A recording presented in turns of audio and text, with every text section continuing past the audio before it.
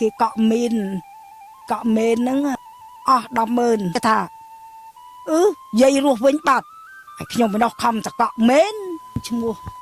ម៉ាក់រ៉េមបជន69នៅក្នុងដែលភូមិអូលពៅដល់សែនជ័យដោយខ្ញុំឈឺមុនដំបងអញ្ចឹងខ្ញុំឈឺសន្លប់បាត់ឈឹង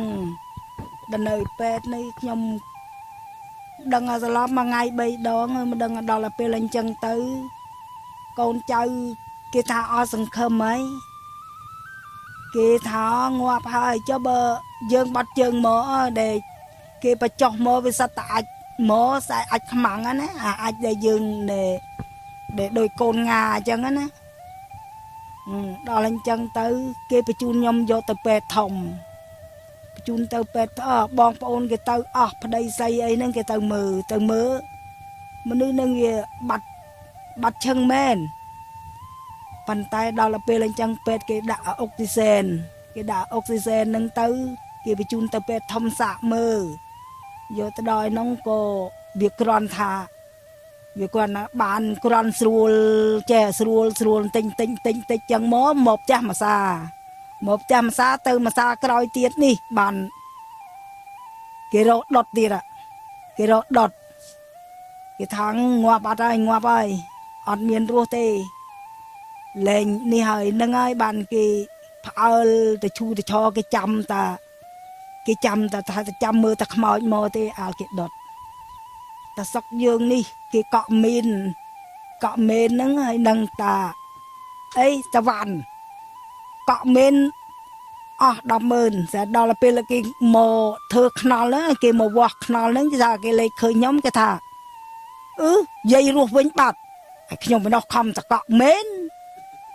គេអញ្ចឹងគេសិតតែអញ្ចឹងកូនបានខ្ញុំថាអរគុណច្រើនហើយតែប៉ុណ្្នឹងហើយយាយឯងរស់ហើយហ្នឹងហើយដល់ពេលដែលខ្ញុំមកដល់នៅកន្លែងនេះមកដល់អញ្ចឹងដែលខ្ញុំជឿព្រះដល់ពេលខ្ញុំជឿព្រះហ្នឹងបានខ្ញុំដើររួចបានខ្ញុំមានកម្លាំងបានខ្ញុំក្រាន់ស្រួលតែប៉ុណ្ណេះហ្នឹងខ្ញុំបានខ្ញុំជឿព្រះនឹងហើយបាននឹងខ្ញុំស្រួលមែនតែនហើយខ្ញុំបានក្រាន់ស្រួលថាលេងបានទៅពេទ្យទៅអីគ្រាន់ថាយើងអត់ស្រួលអីទិញទួចចឹងទៅថាដូចព្រះជួយអញ្ចឹងណាយើងទិញតែថ្នាំទិញទួចយកមកលេបមិនទិញមិនទួចចឹងទៅវាគ្រាន់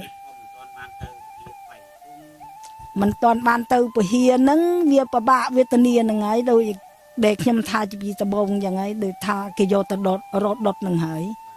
គេបកក់មេនកក់អីហ្នឹងគណៈឃុំគេកក់មេនឲ្យហ្នឹងហើយគេចាំតែមើលតែកម្លាំងគេចាំតែមើលតែខ្មោចមកហ្នឹងអាលគេហៅមេនយកមកដាក់ដុតហ្នឹងហើយអាអ្នកត្រៀមបានទៅពហិហ្នឹងហើយមកពីនោះមកវិញមកខ្ញុំចូលពហិហ្នឹងទៅបានចេះតែប្រឹសនឹងមកឥឡូវខ្ញុំមានកម្លាំងមានកំហែងខ្ញុំគ្រាន់បានដើររួចគ្រាន់តែនៅតែល្ងឹតភ្នែកចាកម្លាំងនៅមានកម្លាំងបានមានមកវិញហើយប៉ុន្តែវាគ្រាន់ល្ងឹតភ្នែកដើរវាអត់ដូចវាដើរទៅចង់តែផុងអាមិនទេចង់តែដួលនឹងវាប៉ុណ្ណឹងនឹងខ្ញុំអរគុណព្រះបានជួយជីវិតខ្ញុំទៅនៅជាមួយព្រះអង្គខ្ញុំជឿជាក់នៅលើព្រះអង្គបដ ாய் ចាខ្ញុំអត់ទាន់បានថាចេះជាទេប៉ុន្តែដល់តែពេលខ្ញុំចូលទៅបាន2អាទិត្យខ្ញុំចូលទៅបាន2អាទិត្យនេះខ្ញុំដូចថាមានកម្លាំងមានកំហែងខ្ញុំជឿជាក់កាន់តែខ្លាំងឡើងឈ្មោះម៉ាក់រ៉េមបជន69នៅក្នុងដែលភូមិអូលពៅដល់សែនជ័យនៅពីអ្នកតានិយាយទេចានេះជាស្ថានភាពផ្ទះរបស់អ៊ំស្រីដែលខ្ញុំបានមកធ្វើបទសម្ភាសន៍ក៏ដូចជាធ្វើទីបន្ទាល់ជាមួយគាត់បាទគាត់នៅតែពីអ្នកតាយាយទេហើយសប្តាហ៍ថ្ងៃបាទតាគាត់ដើរធ្វើសំណង់សន្សំឥដ្ឋពីកន្លែងសំណង់ដែលគេចោលហ្នឹងគឺគាត់យកមករៀបកន្លែងគាត់នៅតែពួកគាត់ជាងសំណង់ដែរបាទ ប៉ុន្តែសម្រាប់ដំបូលគឺប្រក់តង់ទេបាទมันមានអ្វីទេបាទហើយដាក់ក្រែមមួយសម្រាប់សម្រានតែប៉ុណ្្នឹងឯងបាទហើយ